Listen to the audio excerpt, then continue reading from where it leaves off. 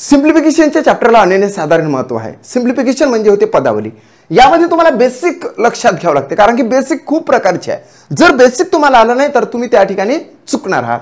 So या ठिकाणी बघा, क्वेश्चन नंबर फर्स्ट सरळ रूप द्या. 75% ऑफ 500 प्लस 40% ऑफ 650. काय करायचं? जर का ऑफचं चिन्ह तुम्हाला दिसलं तर त्याला गुणाकार म्हणा, आणि याला सुद्धा गुणाकार म्हटलेलं आहे. आता ज्यावेळेस 75% तुम्हाला दिसते तर टक्केचं चिन्ह तुम्ही कॅन्सल करायचं. कॅन्सल केल्याबरोबर ऑफच्या म्हणजे या ठिकाणी जर 2 शून्य असेल तर त्या 2 शून्याला कट करायचं झालं.